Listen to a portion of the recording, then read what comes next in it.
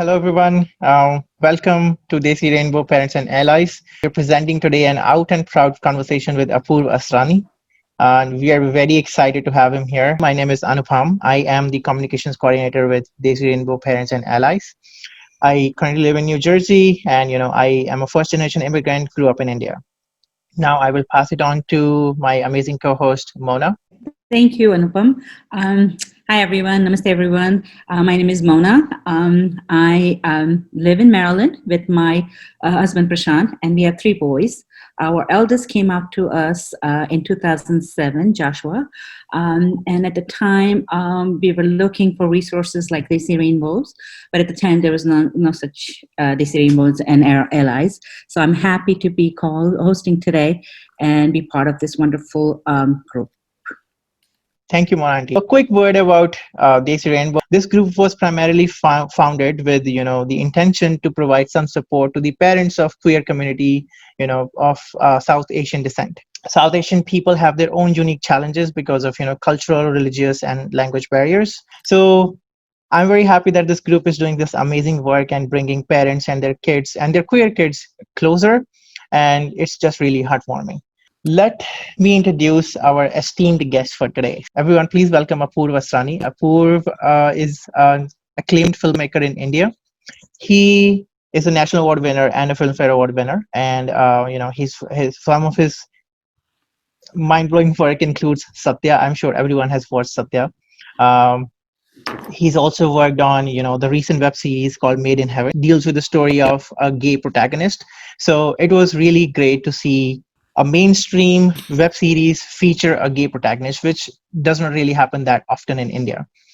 And he's also written and edited the movie, and he's the creator of the movie called Aligarh, which is a very important movie about and based on a real life story about a gay professor from Aligarh Muslim University who faced a lot of mental health challenges and ultimately, succumbed to suicide. And he's also an established LGBTQ rights advocate in India and abroad. And he's been living with his partner for, I think, more than a decade now. So we are very happy to have him here. Everyone, please join me in welcoming Apurva. Apurva, over to you if you want to say a few words. Thanks for having me, Anupam, and thank you for that lovely introduction. It's really nice to be here, actually. Been looking forward to this conversation. And yeah. Thank you. So I guess without further ado, let us get started with some, insight in your life, in your challenges, or your victories as a gay person, out and proud gay person in India, and your filmmaking career, and whatever you want to say to this unique community of ours. So Indian cinema, or any cinema for that matter, tends to glorify people in front of the camera. And I recently got to hear a lot about you when there was a news article about you and your partner celebrating a beautiful achievement or like a milestone in your life, I think around May. Would you like to talk about that? Sure. Um, so Sid and I have been together 13 years now. We start our 14th year. I mean, we complete 14 years in February. Um, and we moved in together pretty soon after we met. 2007 we met, 2008 we started living together. And being in Bombay, we were in Bombay before we moved to where we are now, which is Goa. Um, and it's a really busy, saturated market, and to find accommodation is not very easy. And when this demand is so high and the supply is less, then people can afford to be discriminatory and say, we won't have you, we won't have you, we won't have you, we'll have you. So they can make all um these rules. Um, and I think our societies are predominantly, anywhere in the world, but I think with India especially, it's my observation, are geared towards families. It's all about the family, which is not such a bad thing, but the idea, the concept of family is very restricted to husband, wife, children, grandchildren, and it's almost like this is the only way because generationally they've been taught that was the only way, and so if you don't fit into that family construct, then people don't like to include you, even at the workplace. we face similar challenges. Everything is geared towards married couples. People can further their careers, even the corporate structures, when they come to parties or get-togethers or off-sites with their wives and their children. Suddenly, they're more kosher. They're more, acceptable. But the man who is probably gay or a woman who does not come with uh, a family, a husband, wife, children, and even if he or she had one, cannot share that, is generally isolated, is alone, is kept out of the structure.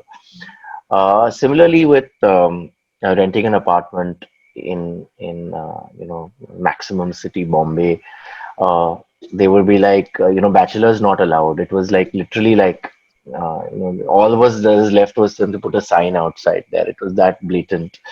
And even the real estate consultants and agents who used to show us apartments would urge us to lie and to tell the prospective landlord that we are cousins, that we will be staying together because we are cousins, and to lie that one of our mothers was living with us and it was actually a family that was going to stay here. And initially we were like, we're not going to lie. We're self-respecting people. We have nothing to hide and all of that.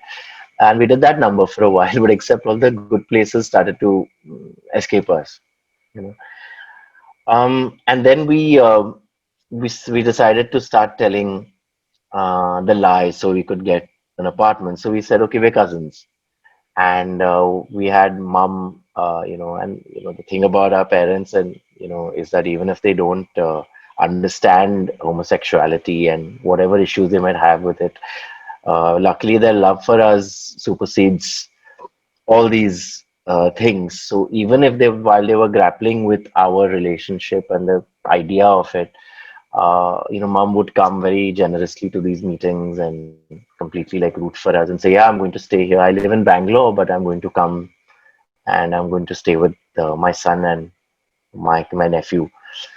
And that lie would be told, and even though she lived only like, a kilometer away, but and she would visit and that kind of thing. So we lied for a long time, and then but we were always minding our p's and q's, looking over our shoulder. किसी को पता ना चले, nobody should, catch on. House helps who came to work for us, they would often wonder, अरे भैया लोग आप दोनों एक ही कमरे में सोते हैं, you sleep in the same room, and that kind of thing. And so we'd be like, yeah, it's a one bedroom, all that stuff. So we're always, and if you wanted to be intimate, and intimate kya hota hai? It's the same intimacy any couple wants. You want to, a hard day's work, you put your feet up on the, on the table, lie on the sofa and watch TV, and somebody's head is on somebody's shoulder, and you fall asleep, and it's as pure as that. But even for that, we would need to draw curtains, because how Bombay, how apartments and all are, right? Everyone's pretty much very close looking into you. So we did that for a long time and even got evicted a couple of times from places when they came to know. And I think when we finally bought our home, first we moved to Goa, and we found that people here are far more relaxed and chilled out about these things. They're not really concerned with what you are, as long as you're a good person and you're kind and you're neighborly enough. And then we said, okay, this is a nice place to settle down for that simple reason. And so we bought our home, in January this year. Fortunately, before the lockdown, and that was a stroke of luck. And I remember I was feeling so elated one day. I put my feet up and I was relaxed, and I just tweeted. I tweeted a picture of our nameplate because I thought that is so rare, no, Anupam, to just see two men's names on a nameplate like that, like you'll see with heterosexual couples. So, what made you decide to make your relationship public at that point? What made you feel that you should make it public? So we had already made our relationship public in September of 2018. Okay. When the Supreme Court judgment came against 377. And why we did that, Mona, was because we just felt that there weren't enough gay couples out there. Yeah. There were more gay people coming out, though that too even very few. Huh? I'm telling you, even now in the movie industry, you can barely count on one hand the number of people who are out of the closet. Yeah. Very few. I'm among the few. Oneir is another. I can't think of too many men who are actually out of the closet. Couples, even fewer. You know, so and the idea of gay people, of homosexuality, according to a lot of stereotypical image, the stereotypical image is very unsavory. It's very there's no dignity or respect awarded to, it's all about sex and it's all about parties and which is of course a significant part of so many young people's lives, but that's not what defines us. So Mm. we wanted to share that, we love to cook. We had a pet, our Labrador, who Oh, was with us for, yeah, he passed away in April of last year at the age of 12. oh, sorry. uh, Yeah. yeah, Sorry. but he was gorgeous. He lived a good life. What was his name? uh, his name was Doobie. Subi. Doobie. Yeah, he was a baby. Okay. So just our little family unit, and then when our parents started to come around, and we had them over, and Sid's parents over, and then we had these pieces cooked together. We've Wow. taken vacations together with our families, and and this is exactly what every parent. We realized, what does a parent want for a child? You Happiness. know, uh, you want your child. And a lot of people are so afraid that my son might, because of this thing that I don't understand, might die lonely, might be unwell, and nobody look after him or her. And these are the. Am Exactly. I right, Mona? Yep. So we were blessed to have our families come around. Yeah, I have a Yeah, question regarding that. So, when you first sure. came out Yeah. to your family, how did they react, and what made them change? Um, you see, I came out to my parents in 1998, which was, yeah, more than 22 years ago. And there wasn't much out. There was no in the public discourse, in the media. In India especially, we had nothing. There was maybe one gay rights activist, Ashok Rao Kavi, and he was made fun of and Mm. ridiculed even in my home. Mm. So, there was just no atmosphere. There were no support structures that I could think of besides Ashok Kavi and his organization. Um, so I hadn't planned to come out, but I had fallen in love with someone, and I was moving to London to spend a few months with him. He was a British national, a British citizen, and the night before I was to leave, and um, I was out with my friends celebrating, and my friends knew the truth about me. I had shared it with them, my closest bunch. Of course, my parents didn't know, and I came home, and I saw that the atmosphere was very somber. My father was, had one whiskey too many. Uh, Mom was pacing about nervously, pretending like nothing happened, but that's the worst, Then you Yeah. can see that so much has happened, and she's trying to. I was like, "What? What is it?" and stuff like that. So they shakily held up one greeting card that had come from my ex, Okay. and where he lived. I mean, there was still a concept of privacy in families, but with Indian families, I don't know everywhere, but in our concept of privacy does not exist. Why is your door shut? Yeah. Why can't I look in your drawer? Mhm. Those kind of things. So they had opened that greeting card, and in which he had written some very romantic things to me. And they knew I was going to see him because he used to call me very often, and I had lied that I was going to work with him on a project because he was also a writer. Um, and all hell broke loose. My parents took it very, very badly. So initially, I even lied. I told them, I said, look, it's true, he's gay and he likes me, but I'm not. Because I'd had girlfriends and my parents knew them and all of that.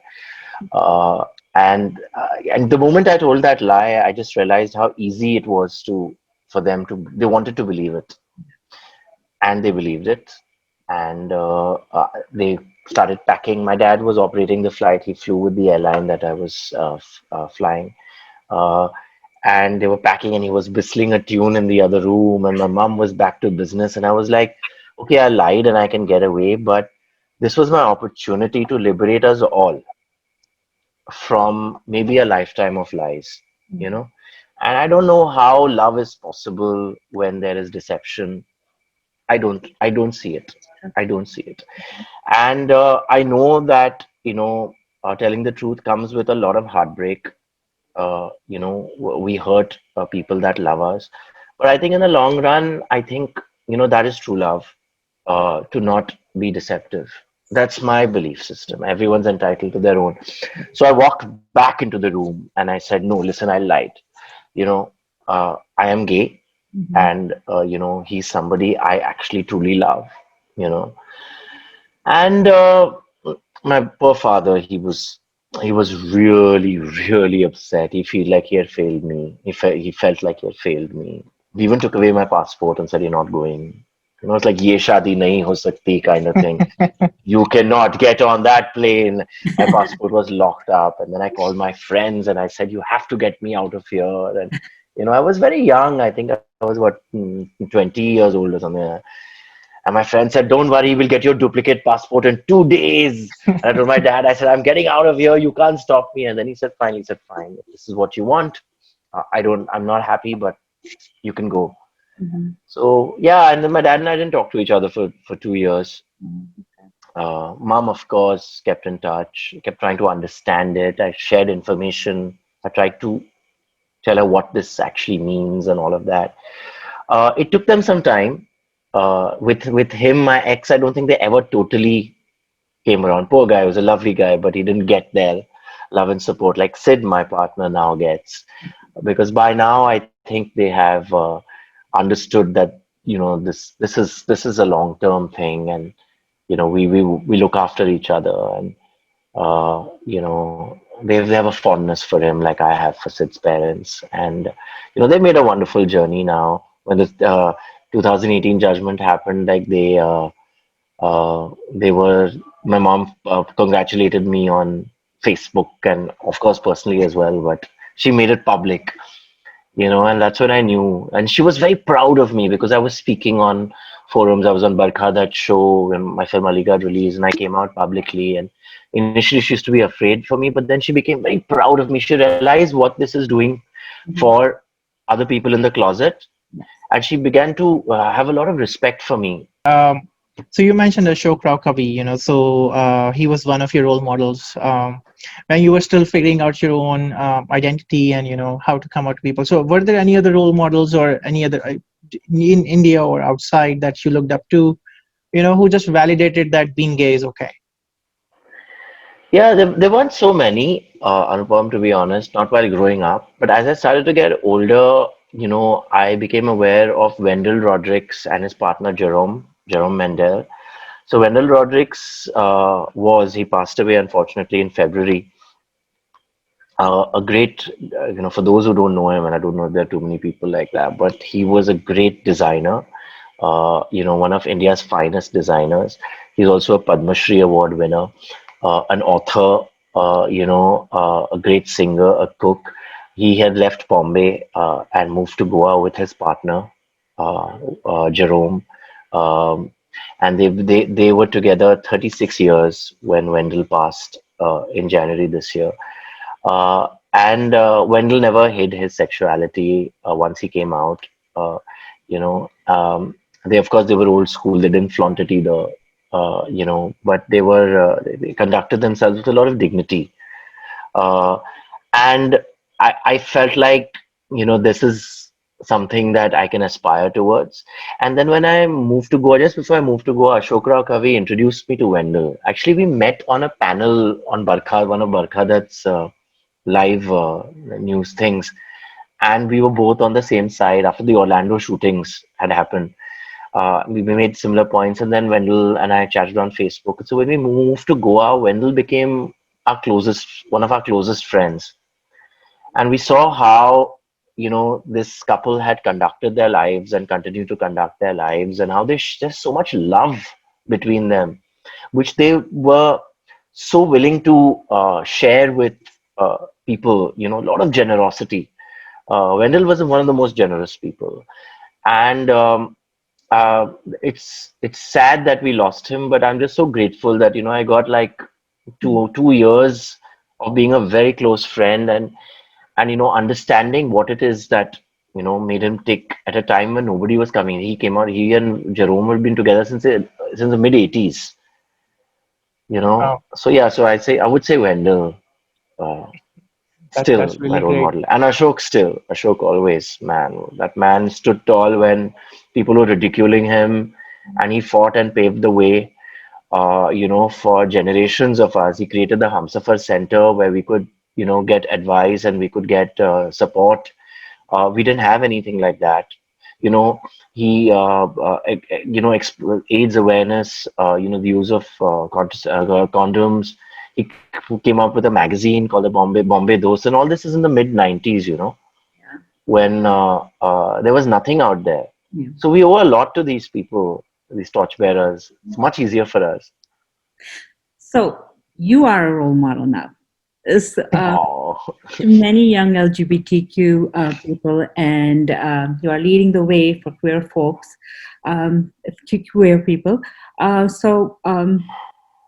do you feel to take on such big responsibility?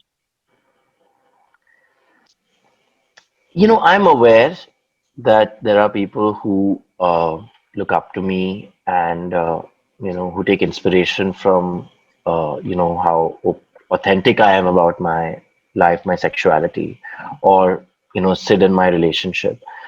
But I don't let it burden me, but in order to play a certain part,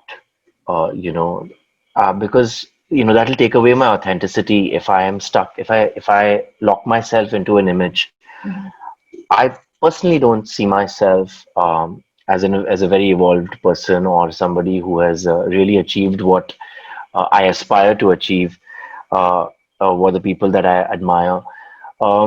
I'm at the right place at the right time. I made the right moves. I'm lucky, blessed with a kind of family and a partner where I can do certain things, which is why I do it. But I make mistakes, I falter, and I will in the future as well. And I'm okay with that. I'm fine with that. And I think if I'm authentic about it, about my achievements and my failures, I don't think there is anything to worry about when people look upon you as a role model. I'll be a role model today, tomorrow somebody else will be a role model, and there'll be so many. Yeah. So the short answer to that is I really try not to burden myself with taking on a responsibility. Ab ho gaya, ho raha hai. Exactly. It's great. I'm enjoying it. Yeah. It's lovely. Uh, So I love your shirt, by the way.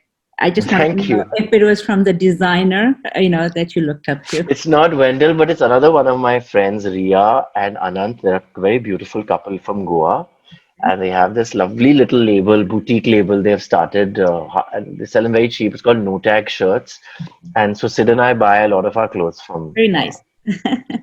Thank you very much. I really love your answer about being the role model, and Right. I think it's a very humble answer that you think that you might not be a role model, but I think a lot of people think that you are, especially queer people, because Right. you, by just being your authentic self, you're just being a role model for people. That is so validating, so assuring for a lot of people that, not just people, queer people, even their parents, even their families. So, that like you said, people think that, oh, if you're gay you might not be successful. It's like Mm. it's like a limitation, people think, but you're successful, and that is great. You have policies, that is also great, which is what makes you authentic, which is what makes you a great role model, in my opinion. Thank you, Anupam. Thank you for saying that. Of course. So interesting question. So how did you and Sid meet? And like you said, like any normal couple, or as the society perceives normal, I'm sure you must have faced some challenges, some great things. So how has your relationship stood the test of time over these 13 years? Sid and I met on a common friend's Orkut wall. Uh, Yeah, and we started chatting on that. That Orkut was before Facebook, in case some people don't know. And I had just come out of that a long-term relationship. I had moved back from England to India, and I was restarting my career, and I was nursing a broken heart, and all of that stuff was going on.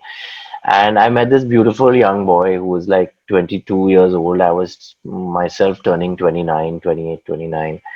And we really hit it off because he has a lot of passion, a lot of interest in things like music and food. He's like an encyclopedia when it comes to music artists, and we talk about Steffi Graf, and he has so much to share, and he always wants to share. So at the beginning when we met, we didn't jump into the sack and just start bonking or any of those things. Sorry, I know many parents on the group, but you know, but the what I'm trying to make is very vanilla. So we basically we basically used to lie on the floor, and there was a little iPod shuffle that had just come in, and so he put one end of the headphone in his ear and one in my ear. We would lie down next to each other. He said, "Have you heard this artist called Amy Winehouse? Listen to this song. Okay, now listen to Anushka Shankar.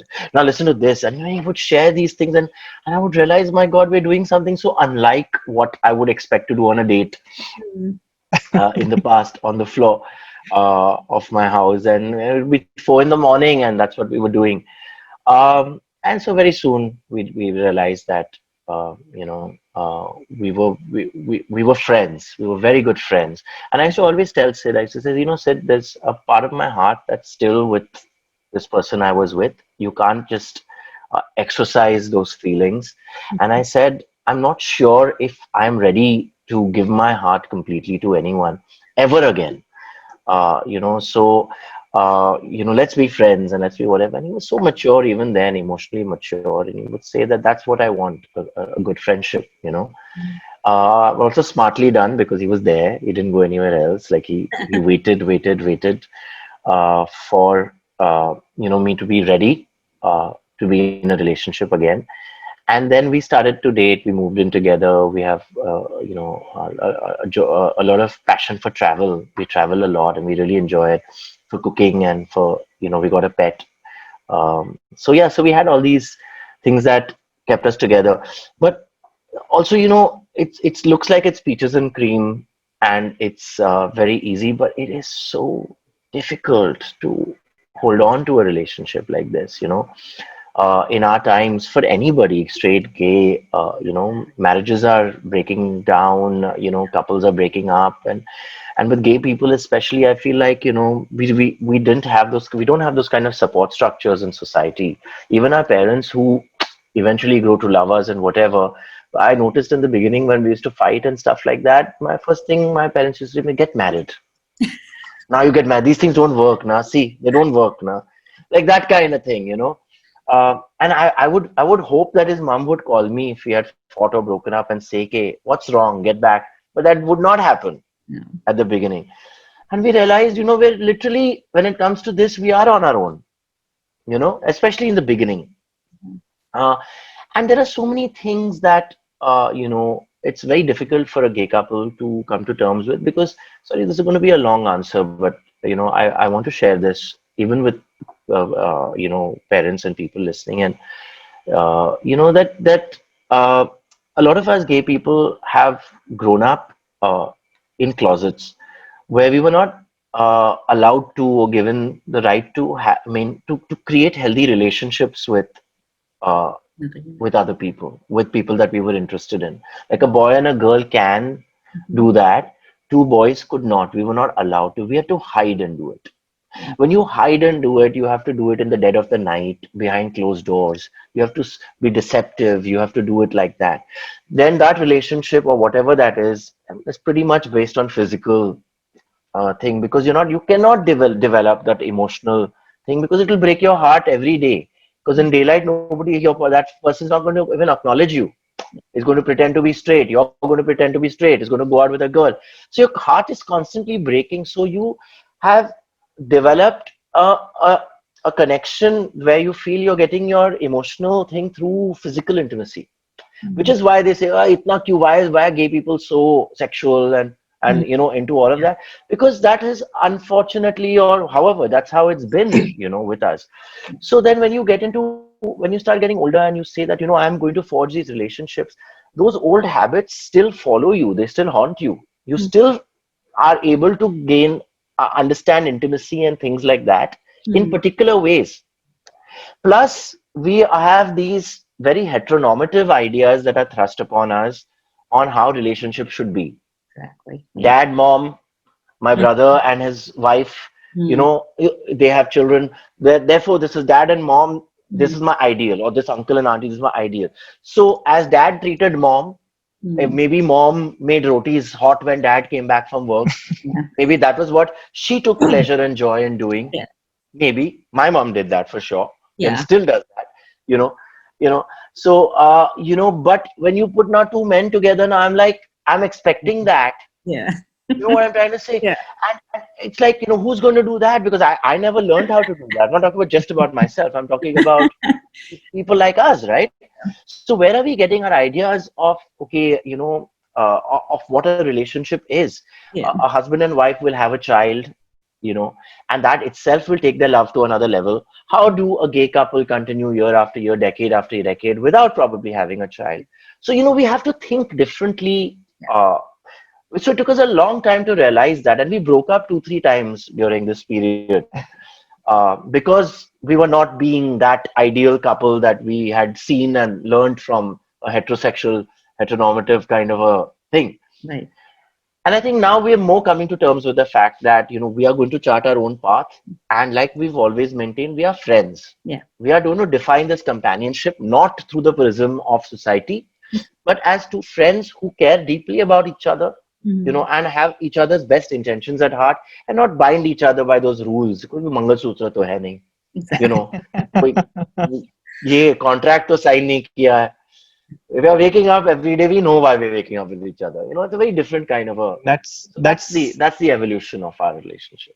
that's such an honest and a beautiful answer. Thank you so much for sharing that. You're most I can really hear that it came from the heart. Yeah. It is Um, definitely. and I'm sure Mona, as the mother of a gay man, is very happy to hear. We appreciate the answer. Definitely. Yeah. thank So I'm glad switching you gears do. a little bit.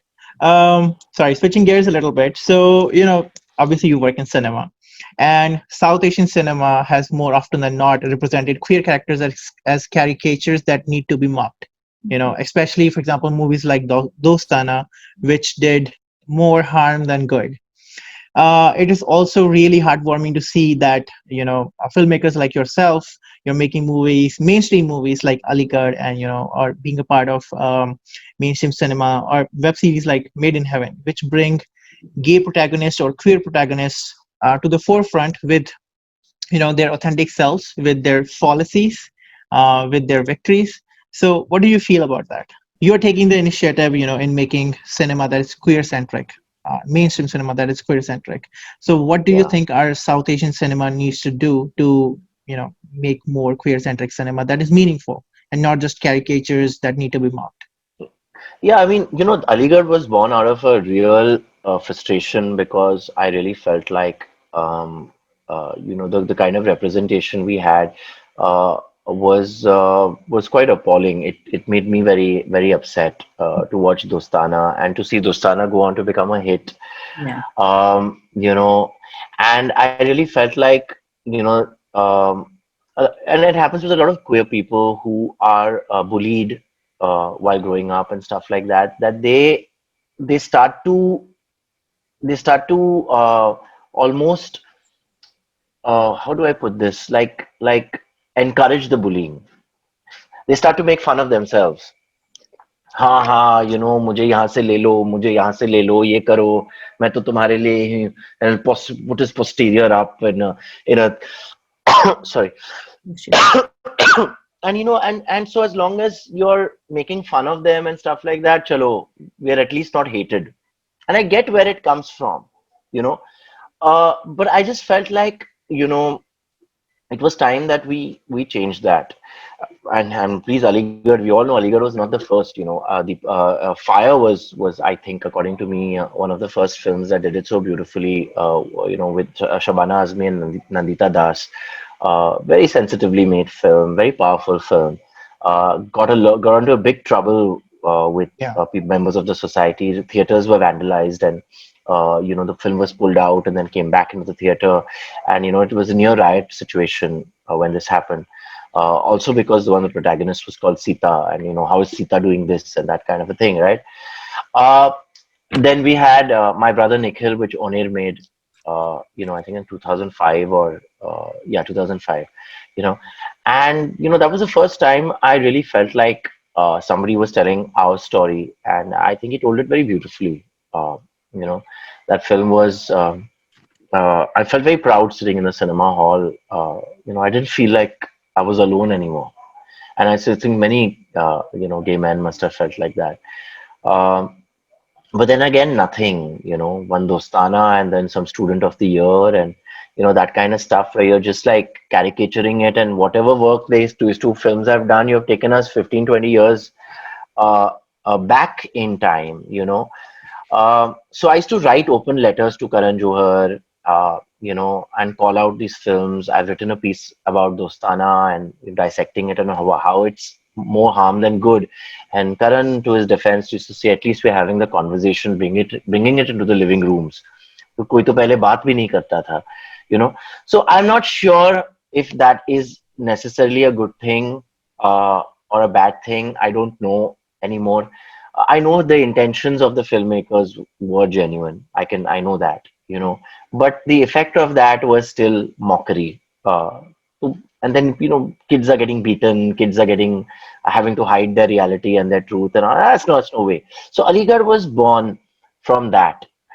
There was this burning desire to tell a story where, I didn't know what it would be, but I knew it would be a film where people would have respect for a gay protagonist. I wanted people to respect him, respect what he stood for, and just make people understand that if a person is gay, that doesn't mean that the person's entire being and identity is a homosexual identity. It is a part of the person's identity. Yes, it influences one's art and one's expression, but what people have a larger role to play in society, and even gay people play those parts, you know and then when we came upon Professor Siras's story, when this young writer from Delhi sent us the idea that we should make a story on his life, we jumped at it. Hansal Mehta, the director, and I just said to him, I said, Hansal, I have to write this. This is something this is a story I want to tell. Because I was very moved when he had died. I was actually on the news talking about Professor Siras on the day he had died. And the NDTV news anchor didn't know I was not out of the closet at that point in time. So she actually introduced me on the show as somebody who's gay. And that was actually I was outed without, and I really didn't hold it against her because, and I feel like in a way I'm thankful. The sooner we are out of these closets, the better for all of us. So whatever it was. And she also called me a writer. I was a film editor then. And she, by mistake, introduced me as a writer. I went on to write my first film 1 year after that. So it was kind of prophetic. And then the first film I actually wrote story, screenplay, dialogues, and edited was Aligarh, which was Professor Siras's story. 4 years after this, 5 years after this interview. So this opportunity to tell Professor Siras's story and to put in all that, all those things that I wanted to say about the gay community, about his artistic spirit, his love for poetry, about his very gentle, loving nature, his generosity of spirit, his love for music. And so many gay people are so lonely, especially at that age, because they didn't get the opportunities to make those relationships, and to explore that loneliness of the character. And it was just so much that we could tell, and also be able to go beyond these definitions and labels. Yes, I am gay, and yes, you might be straight and all of those things, but at some level these are all still labels. you know I, I believe deep down that a person is not defined by either sexuality, either extreme of sexuality. I think these are learned, these are conditioned. I think there's a fluidity and there's a whole spectrum of sexuality that exists. Uh, and Professor Siras embodied that. He was able to say, he's 66 years old. When he was young, gay, there was no word only at that point in time. He had never heard of it. So to be able to say those things and to say that, I'll fight this case, I'll come out for your sake because you need a poster boy for the gay rights movement. Mm. And he was so kind that even though he was reluctant to come out, he came out for those people, for the activists, you know. So Aligarh, and fortunately, the way Manoj Bajpayee played it, the love he brought uh, to the character, everybody just fell in love with him. And suddenly I'm watching the film and people are crying, and there are older couples, senior citizens in the cinema hall who are wiping their tears. And I said, oh my God, we've achieved something very big here. This is ultimately they are weeping for. My dad was weeping for, this man who happened to be gay, and I've never seen this happen. They've only made fun of these gay people, or they've laughed at them. So that was the intention of Aligarh, and I think we managed to, our team Mm. managed to achieve that. For those of you who have not watched Aligarh yet, I would really recommend that you go ahead and watch it. And please, like Apurva said, bring a box of tissues with you. Yeah, it's actually also a warm film. There's some very tender moments. It's not dark and depressing. It's a sad story, but I think the character is so lovable that you'll watch most of the film with a smile on your face, and that's my guarantee. You can watch it on Eros Now, this app, Eros Now, or you can watch it on YouTube, a pay-per-view. Uh, don't watch it on Z Cinema because they've heavily censored the film and they've taken away some of the best portions of the film.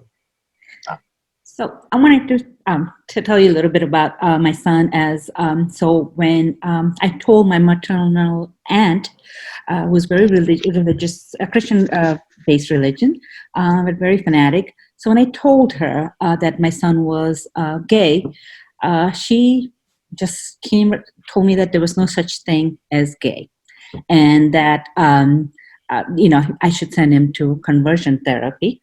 And I have no Mm. relationship with her anymore. But um, so what I need to ask you is that how can we change the perception of the ordinary people and the faith leaders who believe that LGBTQ is against their faith and their culture?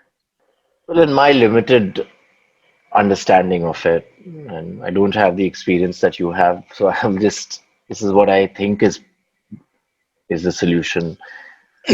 First of all, I don't think anymore that we need to change anybody's opinions. Mm. We need to basically live our lives with authenticity, and I feel like the more we do that, the more the right kind of people get attracted to us. Mhm. And we form these groups and these circles, what we call energy circles or karma circles for the spiritually inclined, of people who have each other's backs, who understand each other, who are sensitive to each other's pain. And instead of trying to convert the others, because you see that ultimately we are doing exactly what they were trying to do with us. Mhm. You see, they want us to get into their belief system, and we want them to get into our belief system. Yes. And it does not happen by force. It does not happen by any kind of conflict or animosity. Mhm. So when I get, and I've changed myself over years, and when I get abusive messages or hate on social media and stuff like that, I no longer react in anger or hate. I try my best to react with compassion, and I try, and because I understand my own father has been homophobic, and I love my father, and I know he's a loving man, you know. So how am I judging other people? Yeah. They don't get it, and they might never get it. Yep. Okay, but it's what I can do is be loving, and when they see the love, and love is a very contagious kind of an emotion, right? Yes. Right, when Agree. Sid and I are sharing our love and stuff like that, I really, and maybe I'm naive, Yeah. But I really believe that how can you have hate? How Exactly. can you have? Mhm. If you do, then you're dealing with something which has nothing to do with me Mhm. or with my system, with my choices. You're dealing with a hurt or a pain of yours that is really deep, Yeah. which is why you have hate, Yeah.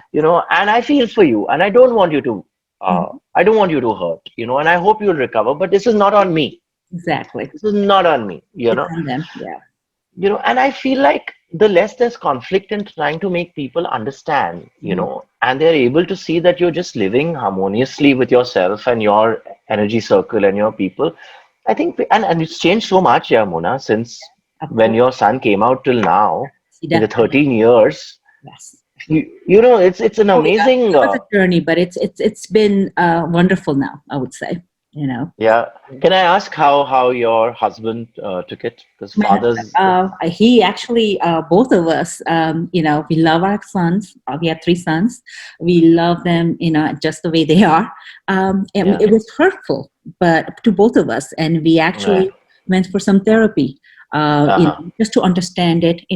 Josh didn't know anything about it, but just to understand us. At the mm, time, it turned into a marriage therapy, and it was like mm, silver lining, for Josh mm, coming out, because it also mm. saved our marriage, I would like to say. Oh, So, how beautiful. Oh, exactly. lovely. Yes. So, That's a yeah, great story. we accepted our Yeah, son right away for, yeah. years, and all three of our sons for what they are.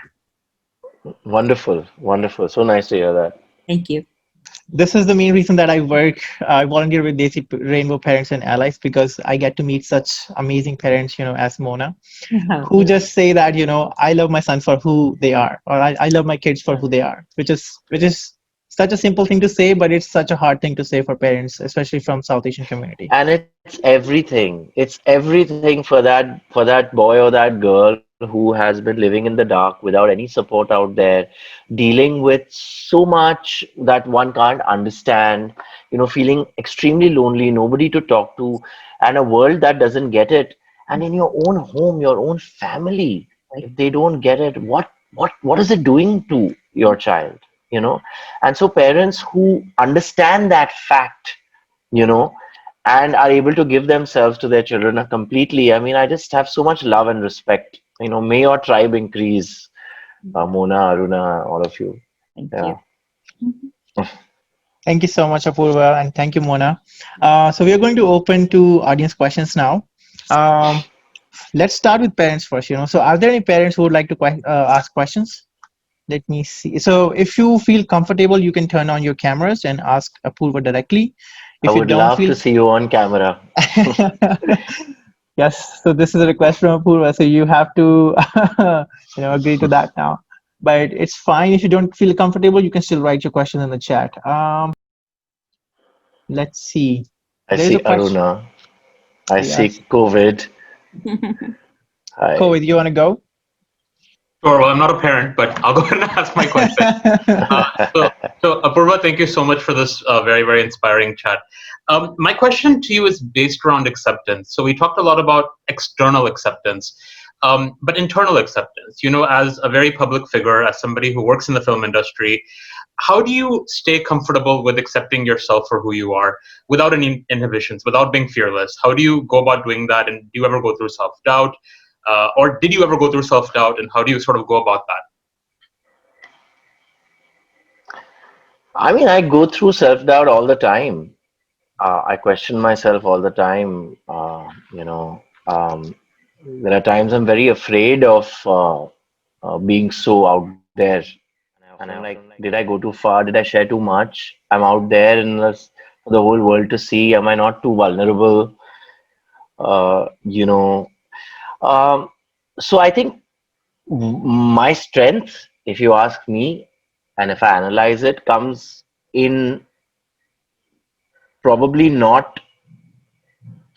uh, not masking those fears or running away from those fears, and actually experiencing that doubt and those fears on a regular basis. You know, so yeah, I mean, I'm questioning it all the time. I'm sometimes I'm not sure. That day when I put that tweet out about Sid and me and our nameplate of our house, I thought 40, 50 people will see it and it'll. Yeah, it went super viral, like everywhere. And for days, I'm getting notifications here, there. People from foreign channels are calling me, and people are doing all of that. I'm like, shit, what did I do? Why the hell did I do this? So, I mean, there is, ultimately, it's a little space, it's our home, and now suddenly it's there for the whole world to see. And, so but then you accept it. You just accept, what comes. Was that your question? Did you get your answer, or Yeah, definitely. did I digress? Because I tend No, no, to no, do no. I that a got the lot. answer. I got the answer. Okay, Thank you. great. So you Thank you, pronounce your Koval. name COVID. Yes, it is pronounced COVID. I've Just become wanted the to butt of clear jokes it. for the last 6 months. Yeah, Yes, I won't make any more. I thought, yeah. Did you that's change fine. the spelling of your name? Did you add a No, no, K? it's luckily been with a K always. So that's at least I'm thankful for that. So, but at least Yeah, the good side is nobody in America asks me how do I pronounce your name anymore. So that's right. And you're not 19 anymore, right? yeah, thankfully. Apart from that, yeah. Okay, great. Chalo, bad Thank you, joke. Let's Koval, for move that on. great question. We have a parent. We have another Aruna in the group, all the way from India. Hi, Aruna Desai. Would you like to ask your question? Oh, is this Aruna from Svikar? Yes. Yes. Hi, how are Hi, you? It's so I'm nice to fine. see And you. yeah, and I'm so happy to hear you first time, your whole story coming out and about the films. And I'm so inspired by your so many things. So Thank you, we have been Aruna. You've talking been to so kind. You've reached parents. out to me so many times when you've seen me. Yeah. Thank you. Thank you very much. I don't have any question that way, but yes, if at all I have question, I can talk to you over the phone anytime. thank, thank you, Aruna aunty. Yeah, So we thanks. do have a question from Jay Vora. Jay, would you like to ask your question? Yeah, hey Apurva, this is Jay from San Francisco, and I'm an amateur filmmaker, and believe me, your life story is so inspirational for me. And when you say role model, it does mean you are a role model, and I'm not sugarcoating here. Thank you, Jay. So my question to you is how does your creative life have helped being you confident about your sexuality, or how does your sexuality have fueled your the creative side of yours? How is that both connected for you? I don't know if it's sexuality so much is it is about owning my truth, you know, about not having to, like, for example, whenever I do an interview or I do a narration, that today I narrated a series that I've written to a platform. I don't prepare anymore. I don't rehearse anymore. It's taken me a long time to come to a place where I have started to trust myself, because I have decided that there is nothing to hide. When you have nothing to hide, then you're not worried about people finding out something about you. When you're worried about people finding out something about you, you're very measured in what you say and how you come across, right? And I think real liberation comes from that. So my life journey so far has been truly about shedding all those skins and all those masks as I go along, stuff that have accumulated from my childhood, and I still probably have some on right now that I am currently not aware of, but I will become aware of.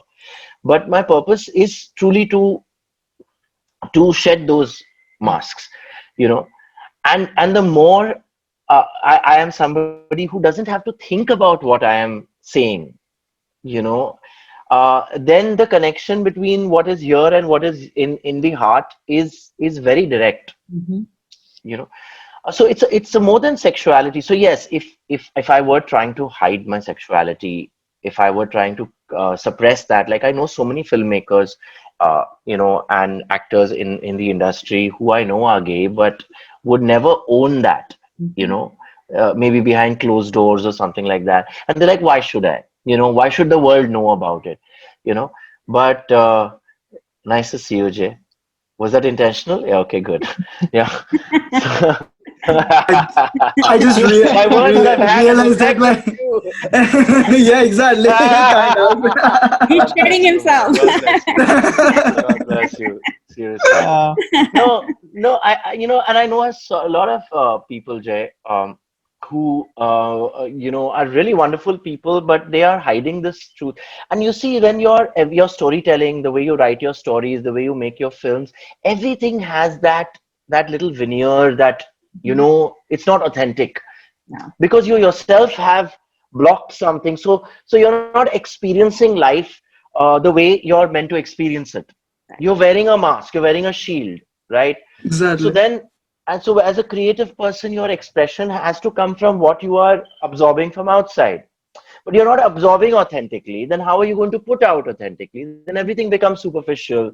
You know, you're not experiencing true love and relationships the way you're meant to experience it because you're not out of the closet, you're not telling people about it, it's hidden, you're not able to be yourself, you're not able to meet somebody that you deserve to meet. uh, you know, and then what you're writing about love, you're making love stories. How? It's, Mhm. you see, it's so that's how it's related, I feel, yeah. Even if Um, they're not thanks. closeted, I believe that a lot of people suppress, their, they're inhibited. So you need to be, yourself, Yeah. basically. But Yes. sometimes that doesn't come till later in life, like for me. Yeah. So Yeah. just wanted to put that Yeah. out there. It's a journey. It's a It journey. is. I mean, you don't can't expect everyone to, and there should be no pressure, Exactly. to jump out and bear yourself. If you need to be ready. Yes. Uh, you need to be ready, but at the same time, I just feel like there is no substitute Mm-hmm. for hmm. coming out of the closet. Mm-hmm. There isn't. And we are all very kind people and we try and protect identities and we go out of our way to protect identities of our loved ones and things like that. And we're almost militant about it. And I respect that to some degree, but I also feel that there should be, a very strong, powerful discourse encouraging people. And it's going to come at a price, Mm-hmm. This is a world that doesn't get it, you know but what you will do while you will alienate a lot of people and sometimes your loved ones, you will also find support structures that earlier could not see you, Right. and those are the support structures you really need in your life. And you're not going to be able to reach out to them, they're not going to be able to reach out to you, you know till you are able to come out of the closet, and even coming out to your parents. And I know a lot of people who don't come out to their families and they say, I'll break my mom's heart, and my mom's a heart patient, or my dad will never talk to me again, and all of that. And I've realized, while some of it is true, they do really care and they don't want to hurt their parents and stuff like that, there's also a lot of fear of where will I be left without their support. Yeah. Many of my friends don't tell their parents because they come from wealthy families and they fear being disinherited. I mean, losing claims to Mm. their Yeah. thing. Mom's still making them breakfast and daddy's driver still taking you to work. And why the hell are you going to come out of the closet and disrupt it? Because you might need to go and fend for yourself. And I think that stops a lot of people. So let's call it by its name. You know, this is my belief. Yeah. No, that's a Thank great you. answer. I mean, it just like helped a lot to navigate how those two things like run in parallel. Like you have to be genuine if you want to present that part of yours. Thank you so much, Apurva. Thank you, Welcome, Jay. Jay. Thank you Nice for to that see question, you. and thank you, Apurva, for that amazing answer. We have a follow-up question from Reshna. Hi, Apurva. Thank you so much for Hi. all. Hi, I really appreciate all of the content that you're putting out. That's really expanding what our view of representation is, specifically. And I was wondering what type of like media in terms of like, was it books, movies, just stories that you were hearing growing up when a lot of this representation that we're seeing now wasn't quite there? What were the things that were influential for you that kind of showed you that this is a life that you could have, that this was that you could be out? You know, it wasn't maybe till um, there was a movie called Philadelphia with Tom Hanks and Antonio Banderas. Uh, that I saw. I think it was 1992. I must have been 14 years old or something like that.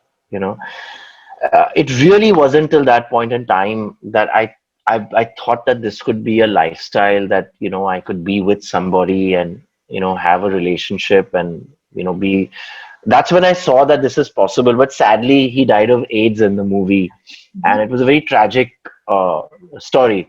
You know, so and there was always also that while those films were important, you know, it also made you fearful of the fact that homosexuality and AIDS went hand in hand. You know, it had been marketed like the gay disease very unfairly, you know, back in the day.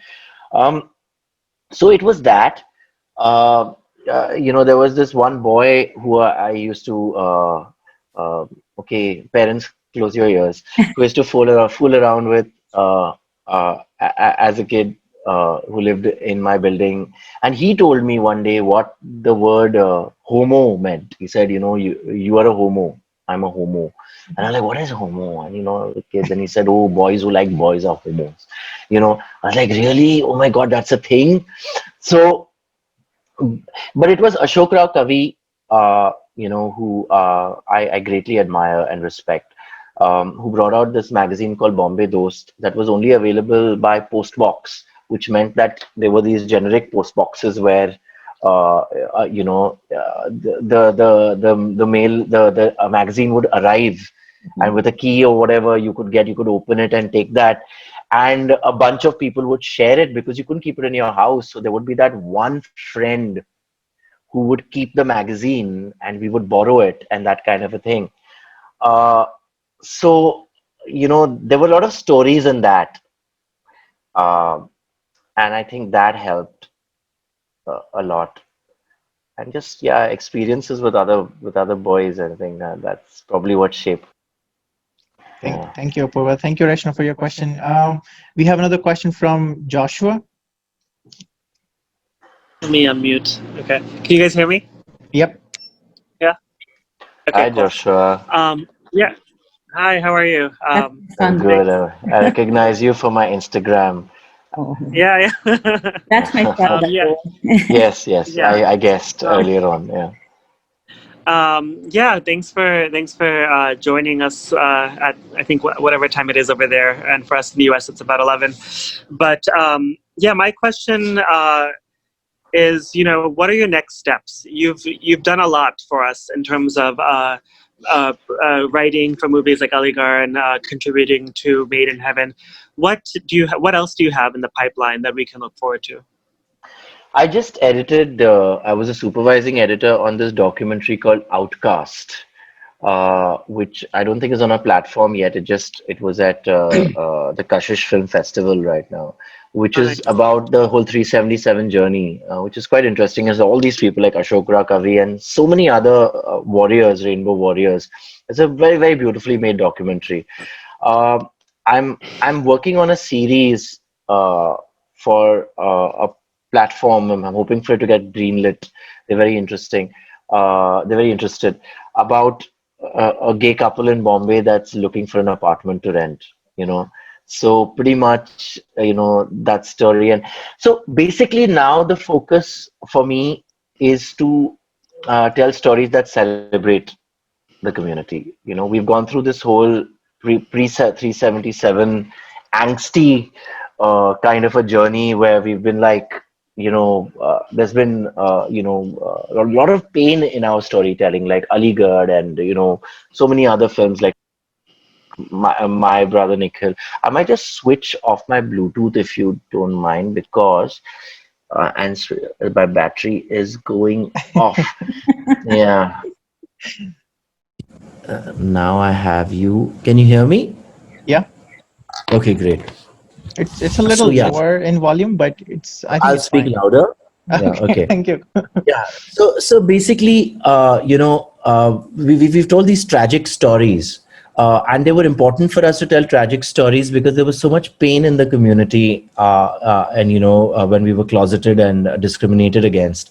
But I think now there's time to tell stories that are more celebratory, and not just celebratory, to also not make it queer centric as such, right? I think that's what's exciting about even a show like Made in Heaven.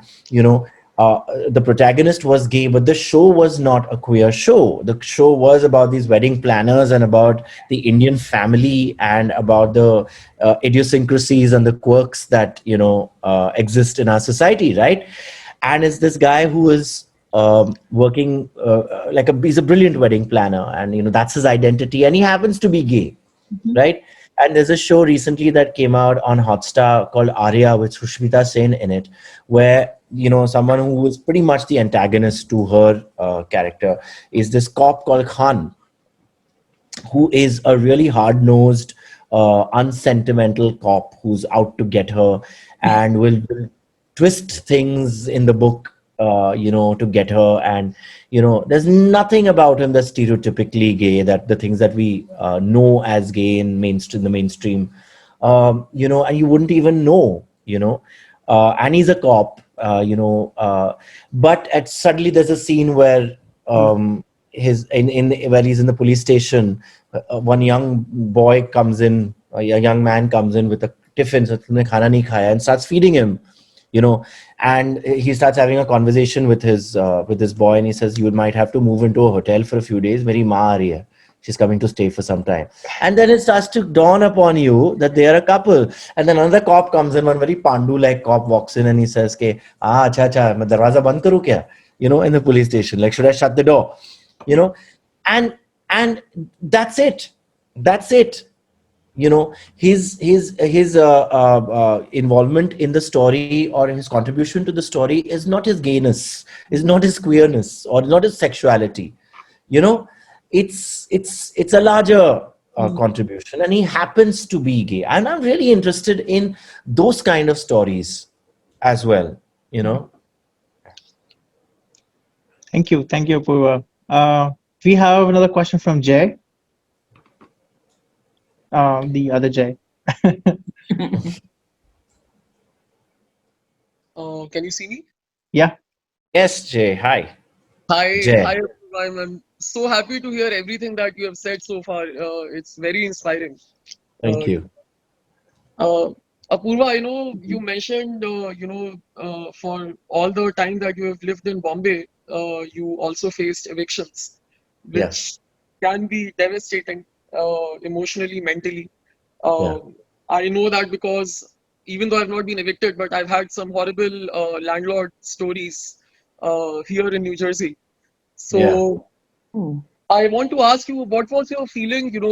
What did you go through at that time? When you faced evictions from your landlords who literally kicked you out from your house, and what was your reaction? Did you feel threatened, life threatened in any way that because you're out and it was still Section 377 was still in effect, like it was illegal for two gay men to live together. So did you feel life threatened? And you mentioned that your parents lived a few kilometers away from your place. What was their reaction like? How did you cope up with that, and how did you move forward and still decide to live together, maybe in a different apartment in Bombay? I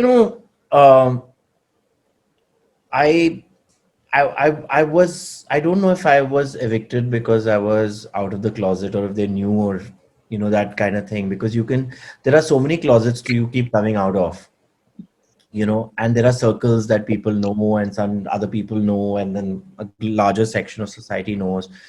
So when these evictions and stuff happened, and when this kind of discrimination and stuff was happening, I always kind of saw it as people who are kind of ignorant, who don't know any better. I would be angry at the time, but that anger would fuel me, because see, at that point you can't sit and mope. You need a roof over your head overnight. And to be honest, my parents' home was not open for me and my partner. It was open to me for the longest time. you know. Because they also were concerned about the society they lived in, and my father had his own issues with having another man in the house, and that those kind of things. So that was not an option for me to be like, well, you go to your parents' house, I'll go to my parents' house. That was never an option. So I was always on this whole thing that I have to find us a home, right? So that drives you. You busy yourself with that kind of a project. Plus, I knew that I had to achieve greater heights in my career in order to be able to live within society with respect. It would be much difficult. See, I have won the top awards of the country. I've won a Filmfare Award, a state award, a national award. I have these, and these have happened over a period of time, and they've been like oxygen. Even vis-a-vis my own family, my father and stuff like that, for them to feel that kind of pride that negates the disappointment, that drowns out the disappointment that this might cause them. You see, so somewhere I think that a lot of LGBTQ people, especially within conservative societies, tend to become overachievers in order to almost buy a place for themselves in society. So I kept myself busy with trying to make myself, and also to develop a voice that you're hearing today. It has taken years to develop this voice, and so when you have that voice, when I say a voice, it's just having a voice is not enough. Then you need people to listen, to who are listening to you, and to have that voice today. And so I have always had hope and faith that this day would come. Even when those evictions and stuff were happening, I've always had the faith that better sense will prevail. I will find my tribe. So there was no time to be despondent. You go through 3-4 days of moping and feeling like shit and whatever, but you get up and you bloody go ahead and find another home. You do that project where you can make some kind of a difference. You say something. I think that's what. Just one question. Were you and your boyfriend still on the same page at the time when all that was happening? Like, I know you sound really positive about every single thing. All the action. I know everyone. I wish everyone is built the same way. So, was he as positive, as upbeat as you are? All like, honestly, we. One of our biggest and worst breakups was because he was tired of moving homes. And he tried to get me to come and live with his parents.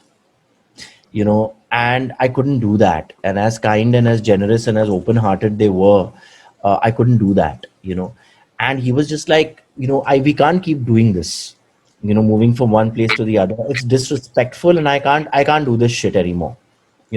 So one of our early breakups really was down to that, and he was, and I kept saying to him, but listen, we'll find this place, we'll find that. He says, how long are we going to do this?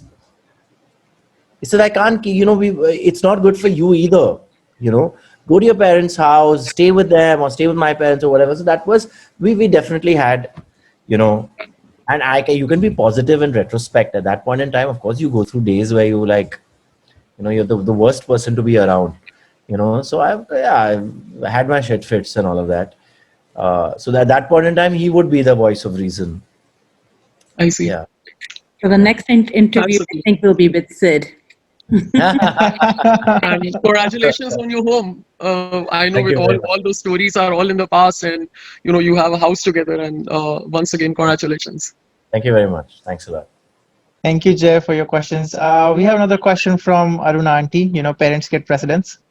Thank you, Anupam. Yeah, parents are getting, that's so cute. What's his or her name?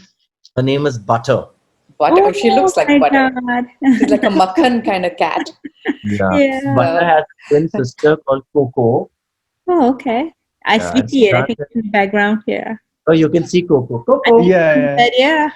Coco. Yeah.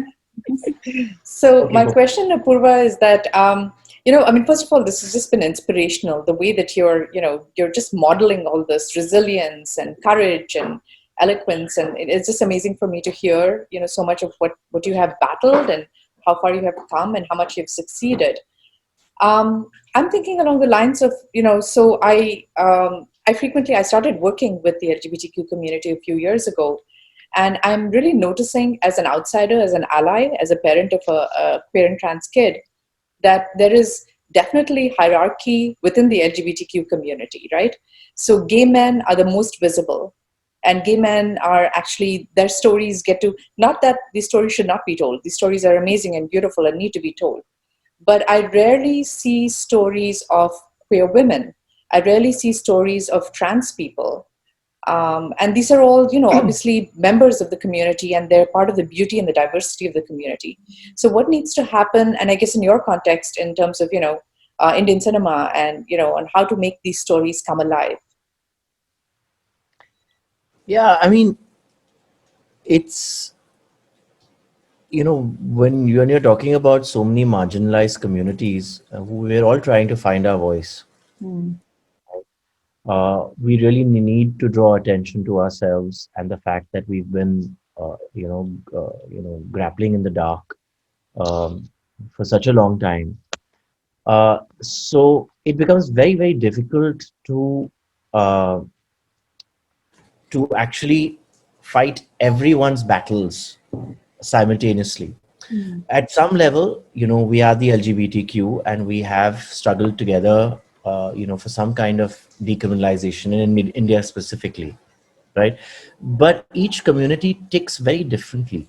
Women have different needs to men. Men find a place in society, far easier than a woman will be able to survive outside of her home if she were, to come out of the closet.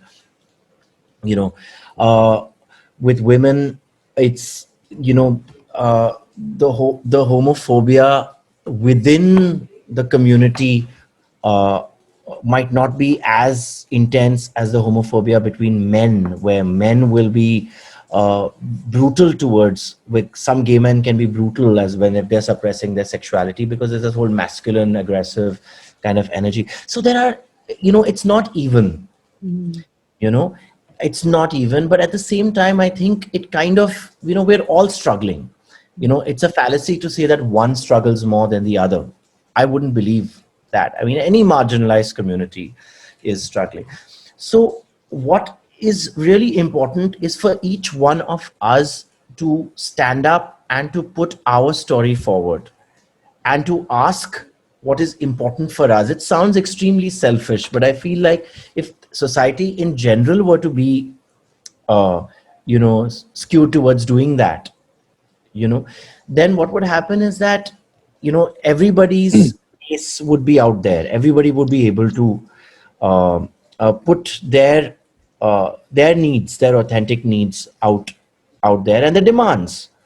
It's very difficult for a lesbian woman to truly understand what a trans person is struggling with.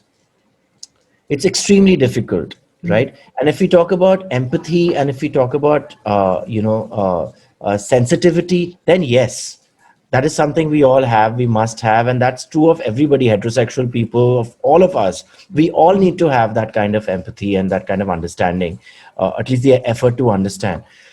So yeah, so that's the thing. I think each community is really struggling to be heard, and to more than be heard, to create to carve an identity for ourselves. We're so like, still and I'm talking about where we are in India. We're 2 years old as a visible community. 2 years now, right? In a few days, right?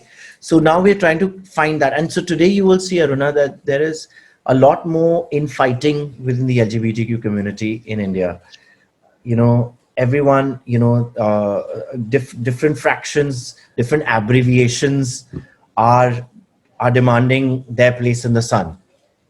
The L's and the B's and the G's and the T's and the Q's. So we're still bound, but there is a lot more, it's a lot more fragmented than it was before. And people like us predicted this. It was bound to happen, because so far we've all been fighting together for one common cause, one common enemy, 377, and And today, I think, it's now like, now this is what I need and this is what you need. So, you demand what you need and I'll demand what I need. And if anybody comes to attack us, we'll stand together. I think that's what it is. So even in terms of films and media and representation, I think it's happening quite equally. Uh, Margarita with a Straw had Kalki playing a girl coming to terms with her bisexuality. Cuckoo from Sacred Games is a transsexual character. I think there is